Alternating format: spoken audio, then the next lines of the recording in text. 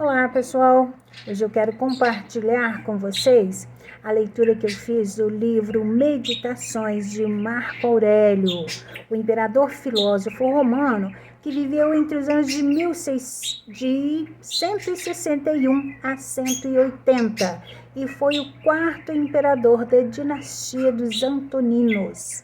Então, entre as diversas traduções do livro, nós temos a de Edson Beni, que é uma versão jovem, e também a de Pierre Grimal. São versões mais acessíveis à juventude. Bom, Meditações, na verdade, foram 12 livros que foram transformados em 12 capítulos de livro com diversos temas, que era para Marco Aurélio um diário que era escrito como recados para ele mesmo, que inclusive teve como nome original de Meditações para mim mesmo. Esses exemplos que nós recebemos dos nossos pais, dos nossos avós, né? No caso de Marco Aurélio, ele inicia, inclusive, com os recados que ele recebe do próprio avô, depois ele fala do tutor, e aí, ao longo de sua vida, né, quando ele se retira para fazer esses escritos, então todas aquelas pessoas que foram passando pela sua vida, ele foi se lembrando destes ensinamentos e aí ele resolveu colocar isso no papel. Por isso, o nome Meditações para mim mesmo. Porque às vezes nós aprendemos, não é? E acaba ficando esquecido na nossa memória.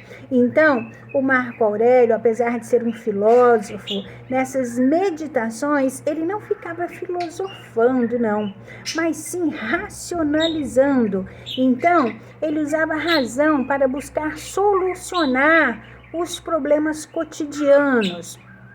Ele tem a humildade de reconhecer os ensinamentos das pessoas, e aí ele foi inclusive chamado por Maquiavel de o último bom imperador de Roma.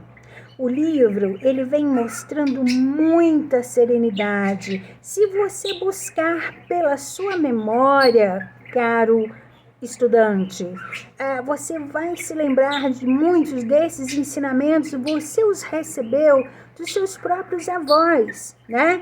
E aí, hoje, né, com essa inovação tecnológica, com a evolução do mundo, você fica pensando, mas minha avó, meu avô, sei lá, os pais, eles falavam desse jeito, eles falam desse jeito, um jeito ultrapassado. Não, nada disso, ultrapassado não.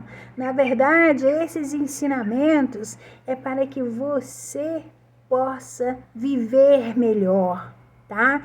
Fica de olho porque isso aqui é muito interessante.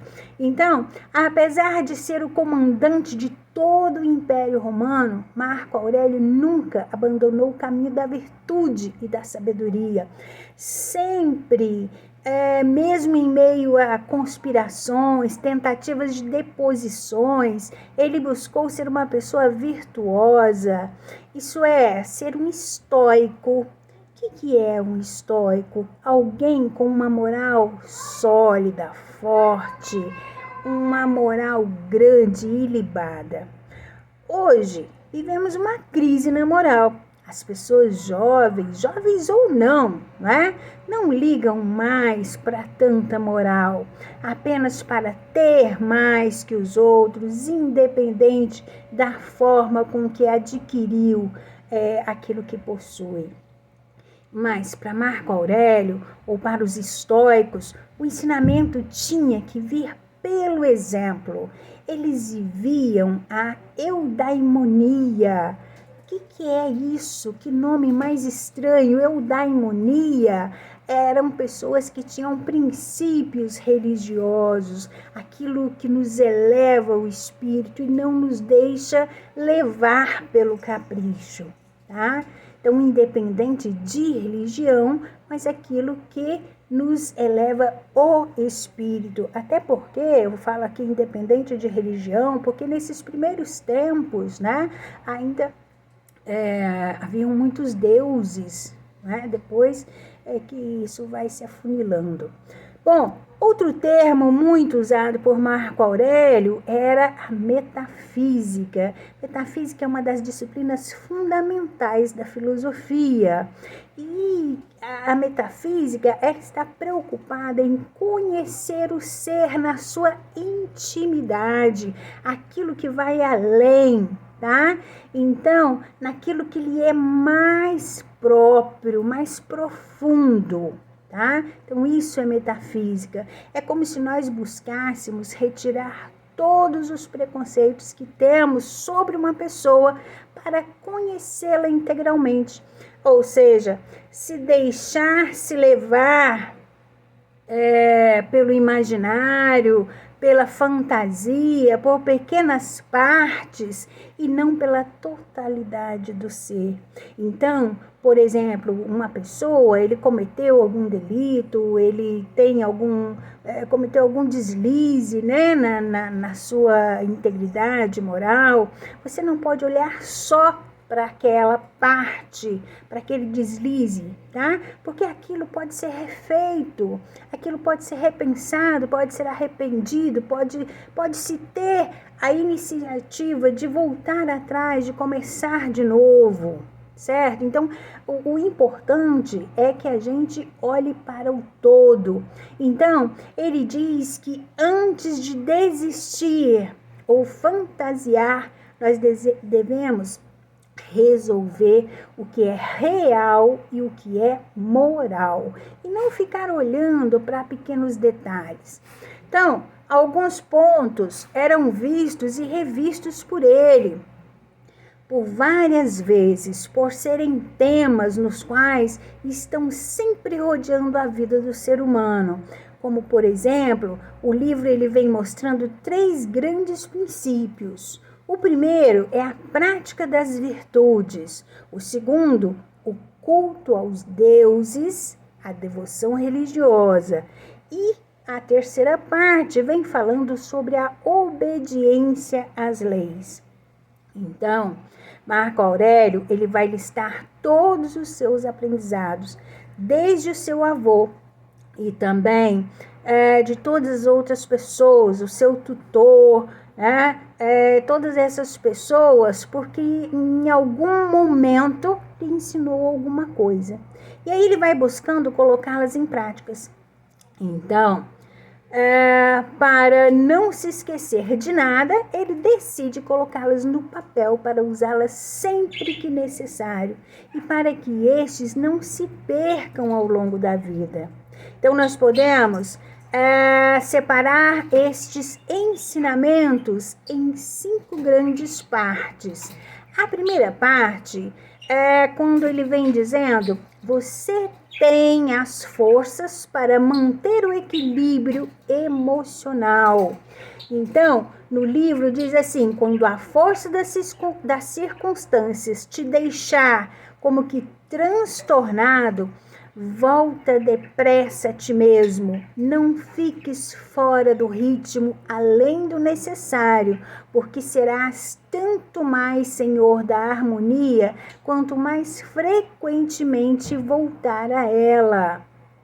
Então, aqui nós temos a valorização do presente, a consciência ativa da morte, consciência de que você é um ser finito, né? Que a nossa vida vai acabar um dia. Então, o presente é aquilo que é e não aquilo que foi ou que será. Isso sim é ter consciência de que o tempo passa e o homem vive sempre no presente. Então devemos ficar atento para não procrastinar, ou seja, para a gente ficar jogando para depois, adiando, pois o passado já foi e o futuro talvez nem virá. Então eu te pergunto, meu caro jovem, você já se sentiu irritado com alguma coisa e por conta disso se trancou no quarto e se deitou? O que aconteceu quando você fez isso pela última vez? Pense. Você ficou com mais raiva ou se sentiu mais tranquilo? Bom, alguns anos mais tarde, o livro Confissões de Santo Agostinho viveu entre 354 a 430 mais ou menos, e ele foi um filósofo, escritor e um bispo importante, tá? Foi teólogo cristão do norte da África durante a dominação romana. E talvez fosse correto dizer que na vida há 3 tempos. Então, veja só, por que eu coloquei Santo Agostinho aqui? Porque Santo Agostinho, ele vem com um pensamento muito de acordo com Marco Aurélio, porque ele diz que o presente, que existem esses 3 tempos, o presente do passado, que é a sua memória, o presente do presente, que é a percepção direta, e o presente do futuro, que é a esperança. Por isso, o Marco Antônio dizia lá, né, mais de 200 anos antes, que nós vivemos sempre no presente.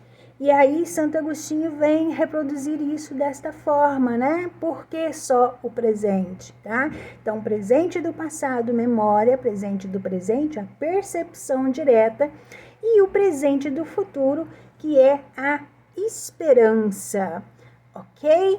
Então, a vida, ela possui seus momentos, mas somos nós que somos abalados por eles.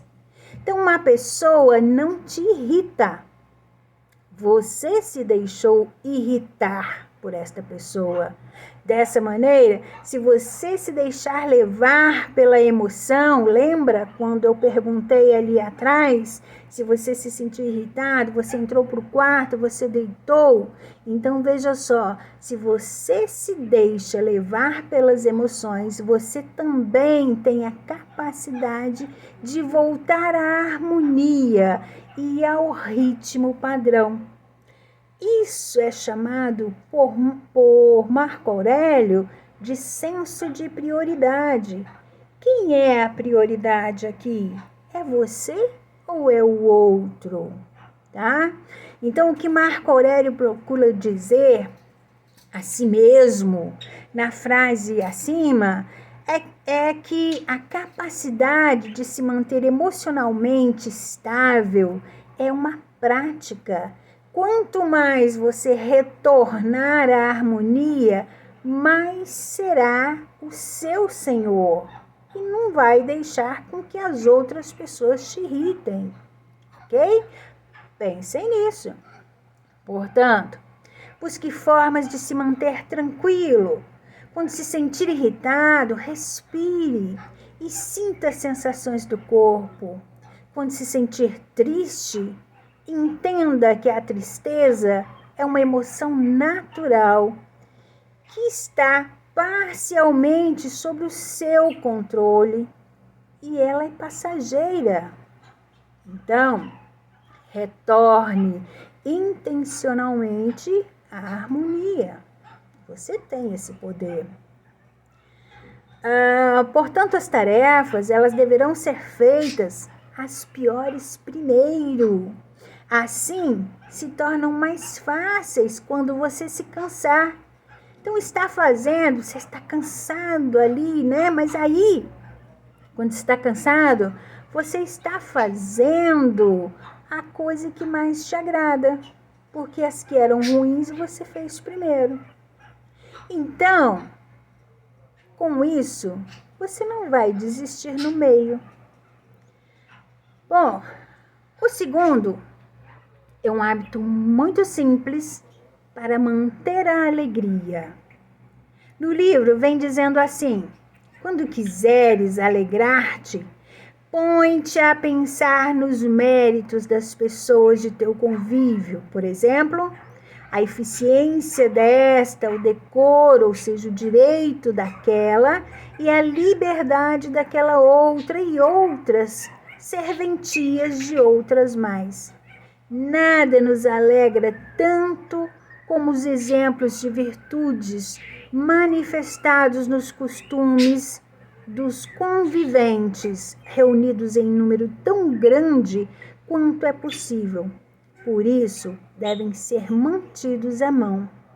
Então, como vocês veem, a forma da escrita, né, por ser um clássico, então é uma escrita assim bem difícil de ser lida, um pouco cansativa, principalmente para a juventude de hoje, mas ao mesmo tempo te dá o poder de meditar a respeito do que você está lendo.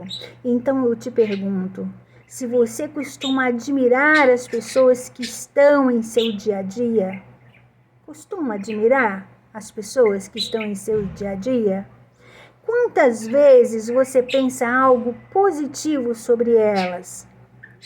Talvez você seja do tipo de pessoa que busca mais defeitos do que virtude. Já pensou nisso? Se for assim, você pode alegrar-se a si mesmo com um hábito simples. Perceba os méritos daqueles em teu convívio. Seus pais, sua família, seus colegas, tá? Sua amiga, por exemplo, talvez seja uma pessoa mais inteligente que você conhece. Enquanto seu amigo é uma pessoa engraçada e espontânea, você também pode observar os feitos dessas pessoas.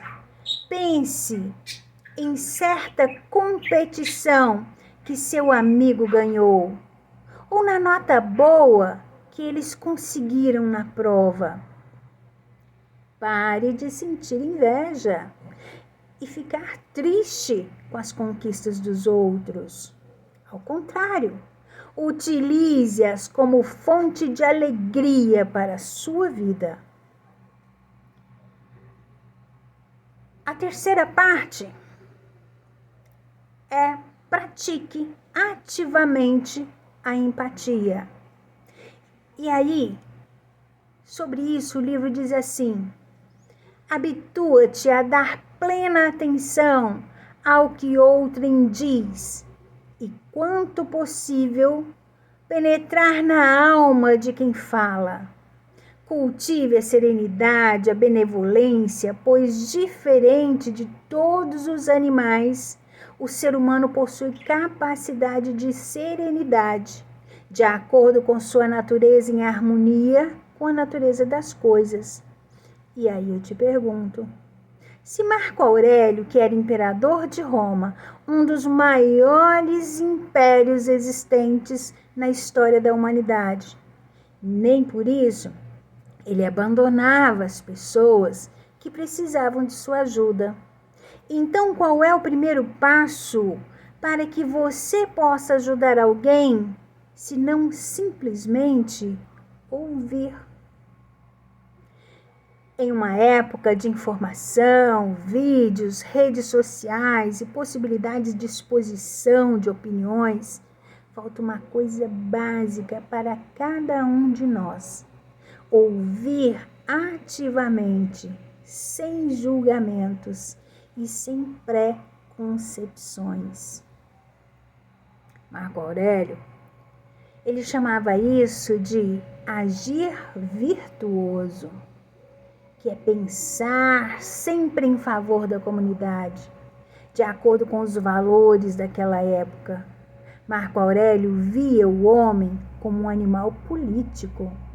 Então, agir virtuoso é estar sempre de acordo com a faculdade condutora, ou seja, com o Estado. Então, se você deseja ser uma pessoa melhor, busque dar plena atenção às palavras das outras pessoas e se coloque em seus lugares. Quando um amigo estiver triste por conta de algo que você considera banal, ouça-o e entenda seu ponto de vista. Você não é obrigado a concordar, mas tente penetrar em sua alma e sentir o que ele sente. Não podemos criar expectativa sobre as outras pessoas, porque o homem é fruto de uma árvore. Então, eu não posso arrancá-lo de uma para plantar em outra. O morango não nasce numa jabuticabeira. Esse simples hábito pode fazer uma diferença enorme na sua vida e nas vidas dos seus amigos. O quarto ponto, ele diz assim: tudo muda. Então, não tenha medo da mudança. O jovem sempre tem muito medo da mudança. E antes de observar o que está acontecendo ou o que virá a acontecer, ele simplesmente se rebela. Então, calma, respira. O livro diz assim: as mudanças assustam, mas pode alguma coisa ocorrer sem que haja mudança? Que há de mais caro e familiar à natureza universal? Tu próprio podes tomar banho sem que a lenha seja transformada? Podes comer sem que sejam transformados os alimentos? Não vês então que as mudanças em ti mesmo são fatos semelhantes e semelhantemente necessários à natureza universal? Marco Aurélio foi um praticante do estoicismo. Como um bom estoico, Marco Aurélio sempre mantinha em mente os seguintes pensamentos: tudo muda. A mudança é parte da natureza. Todos morrem e morrerei em breve. Em certo ponto de suas meditações, o imperador conta um exercício que praticava para se lembrar da morte. Ele imaginava seu filho e sua esposa sendo assassinados a facadas. Este sentimento era tido por Marco Aurélio como um retorno à natureza, trazendo para o universo da razão e a inevitabilidade da morte. Ou seja, a finitude do homem. Nascimento, vida, desenvolvimento e morte. Porém, Marco Aurélio possui suas razões para fazer esse exercício. É importante que você se lembre de sua morte e da morte daqueles que ama. A perda é inevitável ao ser humano e ela estará presente pelo simples fato de você estar vivo. E o outro lado da moeda é a mudança. Tudo muda. Você só consegue se alimentar porque houve transformação dos alimentos. Você só consegue tomar banho porque houve transformação do ambiente. Sendo assim, não tenha medo da mudança. Quando mudar de faculdade ou de escola, não tenha medo. Quando precisar mudar de emprego, não tenha medo.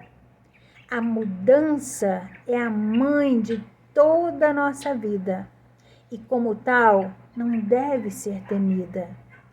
Ela é um fato e não um vilão buscando destruir sua paz. Portanto, ao acordar, não tenha medo, não tenha preguiça. Levanta e vai. E aí, nós temos, por fim, a quinta parte. Não se apegue a seus confortos. O livro ele vem dizendo assim: não considerar presente as coisas ausentes. Das presentes, capturar as que são mais propícias. E por isso, imaginar como seriam procuradas se não estivessem presentes. Ao mesmo tempo, contudo, toma cautela para não te acostumares pela satisfação que experimenta a dar-lhes tão subido valor que sua falta eventual possa conturbar-te? Pergunto eu. Todos os dias você dorme em uma cama macia, com um aparelho de ar condicionado ligado, que deixa o ambiente em uma temperatura agradável. Você pega um carro para ir ao trabalho ou para a aula e come uma comida gostosa que fica pronta em questão de minutos. Tudo isso é conforto.